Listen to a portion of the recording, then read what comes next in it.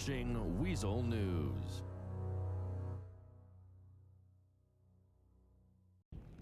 Hi, this is Maxine Finch with Weasel News. Today we're going to be talking with Cooper Bergowitz. He's currently a state representative. However, he's not planning to rerun next time, and he's here to tell us why.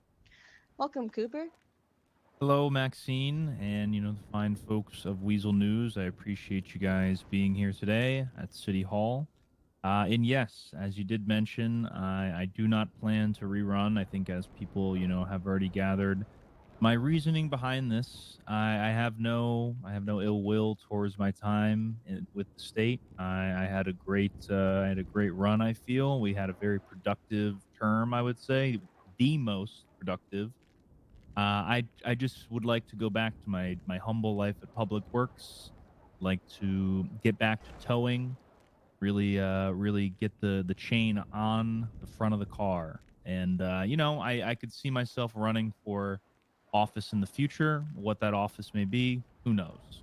So, getting back to your roots of Public Works, it seems like Public Works is very important to you. One of the first few amendments you had out this term was the Public Works Act. Do you think you could tell us about that? Yes, absolutely. I mean, it definitely is very important to me. Public Works. I've been an employee there since June of 2021. So it's been quite a while. I've been bred as a public worker, and I basically see myself as someone who likes to work publicly, and that's why I am such an adamant person and wanted to get this Public Works Act passed and such an advocate for it. I'm not sure if you were aware, but this actually is the kind of the second iteration of it. There was HR 126 where it didn't pass. One of the things I had said at the beginning of this, kind of when we were going through the campaigning phase, I had said this is the most important thing. We got to get the Public Works Act passed, and we were able to do so. And Public Works, more clearly outlined our responsibilities and gave us more right to do our job. Public Works is a very essential part of San Andreas, and I don't think the state would be the same without it. And it's good that we can define those reasonings and purposes for the job. That's You right. also had HR 165, the EV Rebate Act. That was quickly your second act pushed out. Can you tell us a little bit about that? Yeah, that is. It's actually kind of relates to Public Works in a way, just because there is, the sense that as vehicles are involved, and obviously, electric vehicles get towed as well. I do. I have a lot of remorse for the EV Rebate Act. It didn't really see its full potential. I felt like I should have maybe done some more advertising of it. I should have maybe gone door to door and let people know, hey, the EV Rebate Act is a thing. And also, I do wish that I expanded the options of the vehicles that were chosen. One of the big things that came out at the time was, hey, Cooper, this isn't every electric car that you can buy. And I was like, hey, I know that. But I was working with a specific list, and I wish I had pushed for that list to be the cars that were over 100K. Because if you didn't pick up on it, it was just all the electric cars that were over 100K. They were not included on the list. I wish that we just included those at a much lower percentage than the other ones, because those were the only cars that anyone actually inquired to me about. Unfortunately, EV Rebate Act literally had zero people take advantage of it, which is insane because it's free money. Everyone loves money. But I definitely feel like that could have been a stronger bill, not from the bill itself, but from the advertising perspective, and just it's really hard to get the message out there. To be honest, I wasn't really sure how to let the people know. I know that I had done an article with Harry Kennedy at the time. The rest of your term so far has been a lot of amendments or definition defining. Is any one of those amendments or definition defining that you found to be important to take note of? Well, they're all That's a great important, but question. Yeah, it's definitely all important, but obviously some do hold more weight. I think that there was some that were more important than others. Like, um, for example, I think the giving SAS the lawful order or the ability to, lawfully give a lawful order, actually include them in that law. I think that was important just because that's something where that's kind of, hey, this was missed back when either SAS was started as a government organization or whenever that law was last looked at. So I think that some things could have been, some things were more kind of, I don't want to say the word petty, but that's kind of what a word that would fit it. Some things were more, they weren't as vital. Like I think that the sassing was definitely vital because, SAS do need to live off orders. Another example would be the taser. There was a bill that had private investigators that gave them the lawful ability to have tasers, but there was nothing in the law that it said about that. And police officers, they work off of the criminal code. They don't just go through the legislature and look at what's been signed into law. That would be too difficult. And it's also just they go off the criminal code. That's what they go off of in court. So I got that fixed. I definitely think that there are some more important. There were some more important bills than others, but at the end of the day, they were all. I tried to look at the criminal code and find things that weren't up to par, and I think that we definitely did that with a lot of the laws that we have here in the criminal code. I think revising amendments and acts and bills are incredibly important. I believe the one about SAS, in fact, was brought up by um, a conflict between lawyers and the judiciary and DOJ involving SAS's ability to arrest. So I think that it's very good that we went back and revised, and that was your focus. On Yeah, more, that's yeah, Yeah, so I do have some experience as a defense attorney, so I definitely understand both sides of the coin of why it's important to have the correct laws, because if not, then people will be able to use the wording of them to their favor. correct. And that's something I'm sure the judiciary and DOJ want to avoid that time. And more general questions about your term. Was there anything that you felt that you could have done more? I mean, you can always do more. I definitely have a thought in mind for that.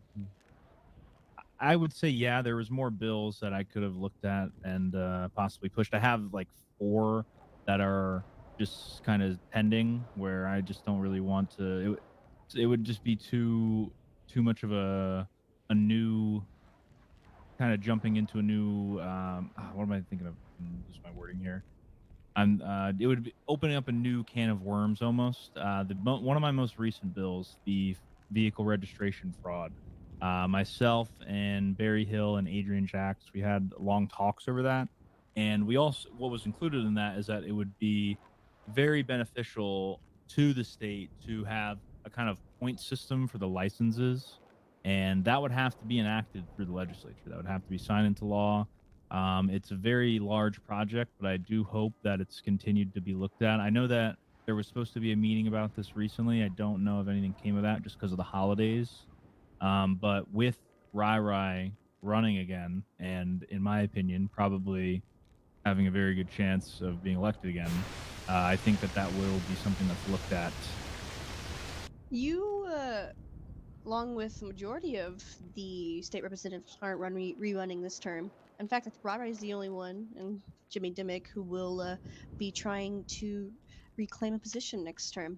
Any thoughts about that? Yes, I know. I won't share specific reasons. Joanna and I have talked about it specifically. She's given me a reason. It's no ill will or anything, like kind of like similar to myself. She just wants to go a new path. I won't share that. I'm not sure if she's made that public yet, the actual reasoning. I won't. But obviously, it's obviously she's not running. She didn't sign up. But yeah, I wish them both luck. I know that Jimmy Dimmick has been a medical professional, someone who will probably do pretty well if he is reelected. I would like to see him get a chance to actually spread his wings. Obviously, coming in pretty late, he didn't really have a chance to play any ball, I guess I would say, because he did get a pretty late start into this term with um, being put in by Starr and Adrian Jackson. Yeah, I hope Dr. Jimmy Dimmick does run again. He seems very confident, and You'll know the ropes, so it's good to have someone with understanding going in, especially since we'll be having a lot of new representatives coming in. There was a lot of medical, either changes to medical or changes to the operation of how medical is done in our state this term. I mean, we made BHS, its own department with one of the bills that I believe Joanna put through. So yeah, definitely having someone's opinion who's been in those situations, who's worked with, a lot of the Eclipse department, that will be a good person to have, I think. Good luck to them. Yeah. I recall speaking with Oliver Hall, and we saw the same issue about how there were times where certain departments weren't spoken to um, or given any heads up about certain bills or acts. So, getting people with different perspectives are going to be a lot of help the next term. Yeah. I do think that's interesting because the whole controversy about how Mr. Hall didn't contact the EMS with a certain bill that had changed. I think it was the bill that gave officers the right to put someone on a psychiatric hold. I do want to say I don't really think it's our responsibility to hawk down every single person that we need to when it's time to enact change. The legislature is public for a reason. There's a reason that things sit on the docket for seven, or not the docket, but they sit publicly for 7 days before they can even be voted on. A lot of times there is change and people just aren't looking for it, which is, it's kind of a double-edged sword. You have to put it out there, but at the same time you can't complain that no one said that there was any change, because it's open and it's out there. There was a whole controversy because the head of EMS wasn't contacted, but it's, they weren't even really needed to be, and two, it's public on the legislature. So I definitely agree that, there's communications needed. I think we did a really good job of communicating, but at the same time, you don't need to always hawk down every single person and turn every single stone over. You can just sometimes put the bill up and it'll sort itself out. It does pay for everyone to be well versed in the politics going on. Paying attention is very important. There were other controversies during the term. Was there any that stood out to you that you want to talk about? Yeah, the biggest controversy I would say would be the Openshaw impeachment. That was definitely an interesting situation. I still, coming out a few months later, I still think that I think that my and Oliver's votes were the correct thing. I think that, as was explained in the light after that situation, there was nothing, unlawful or that situation, what people had thought had happened with Mr. Openshaw. There Yeah, was there a lot of was. people who had brought up the fact that he had found me not guilty when I had defended, Bevan Scarvey. I had snapped the XF killer's neck. They had said, "Oh, Openshaw was the judge for that," and no correlation. I would never, absolutely not, no correlation. Of course not. But I was you found are not well guilty. versed in legal verbiage. Therefore, you could have made a solid decision without bringing up anything in your past where Openshaw judged on you. Oh, Yeah, of course, you knew absolutely. what you Yep. were talking about. Yep. When I put myself up for vote and registered as a state representative, I then took the initiative and I went and got my bar license. Passed that day, and he gave me my card, and it definitely gave me a larger perspective of how judges and lawyers and anyone in the courtroom should operate. Yeah, there's also controversy involving shotguns at one point that had Guns, yes, absolutely. A lot of people, I mean, that's that's a whole controversy. That's a lot of people argue about the Second Amendment a lot. That was basically what that was. A lot of people felt that they should have the right to brandish the shotguns. Obviously, the law at the time didn't reflect that. Um, I definitely think that was less of a controversy with than the Openshaw situation, just because, correct me if I'm wrong, but I believe that was the first time a judge had been put up for impeachment in our state. I I believe that was believe the you were first time. correct. Right. So that was, I think it was more like a shock and awe. A lot of people were like, "Oh my god, I can't believe this is happening." But the shotguns, definitely, there was a lot of people who were, they were arguing for or against having them. And there's definitely been a lot of situations I've seen. I know that I've talked with the public, a lot of businesses. this winter have been robbed a lot, and they personally felt like if they had their shotguns where they were legally able to brandish them, that it wouldn't have, let people been so easy with robbing them. But that's always, that's a very tough conversation whether people have that right or not. It's really a common sense thing, obviously with guns, whoever is in control of it, they have control of that. But it's more so, I guess, about making the city feel safe. That I'm sure there's going to be always some back and forth on the brandishing laws and how they are, and I'm interested to see how the next term handles that. Yeah, it goes back to what would have happened with the shotguns, goes back to the whole importance about revisions to old amendments and how things constantly change. Right. Um, but yeah, as we're nearing the end of the term, is there anything that you were left planned to do? Anything you're going to get out before the holidays or after the holidays, before the debates and the voting begins? I have some bills that are pending. I am not sure whether they will be put up or not. If not, I do plan to leave them in the hands of whoever is elected in the next term. And I do have plans to vote on the. We have quite a few that are up for vote currently from Joanna and Audrey. Joanna has a lot of really important bills up right now and has had some come up in the last 2 weeks or so. There's one that revitalizes the parks department, which I think is very important. So I will make it publicly known that I will be voting aye for that. And there are just some other bills that we need to get voted on before the end of the term. But obviously, with the holidays, there will be a little delay with that. I think that we will have a strong end of our term moving into the next elections, and I'm excited to see who comes out on top of that. Because I'm pretty sure there's quite a few more people that are running than last time. There was Yep, only there are 9 total 6. this time. Oh wow, yeah. Including Jimmy Dimmick and Rai Avery. Do you have any advice for the incoming state representatives? A majority of our next term could be almost completely full of new state representatives.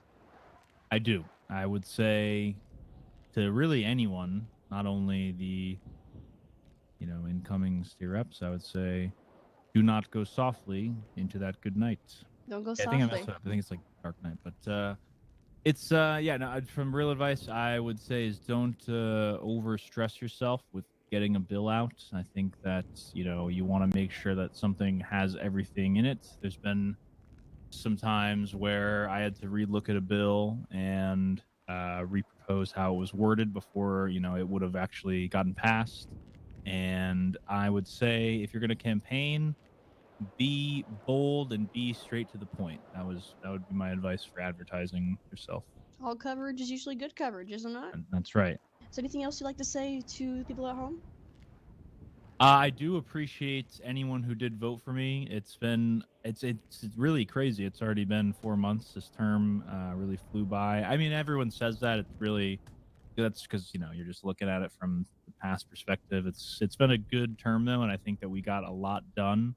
And like I said, I do see myself running for office in the future. If there is a time and need for me to run for state representative again, or for governor, or for any supreme leader positions that come up in the future, I could see myself totally making a bid for that. We're sad to see you go, Representative Bergowitz, but we're looking forward Sad to to see him go. Yeah. Watch to love him leave. Shout out to Justin Lee from Luke Works. Only a few will get it. And we hope to see you again in another term very soon. But yeah, this is Weasel News, signing off with State Representative Cooper Bergowitz and hoping him a happy holiday and a great retirement until he comes back around next time. Merry Christmas, everyone. Call 211 if you need a tow. Backcountry Autos. We got a bunch of good deals going on. Thank you, Weasel News, for the great interview. Shout out Riley, amazing camera woman. Shout out Maxine, amazing interview. This was great. Signing off. We'll see you next time, folks. And get ready for a month full of politics coming up. Toodles. Heck yeah.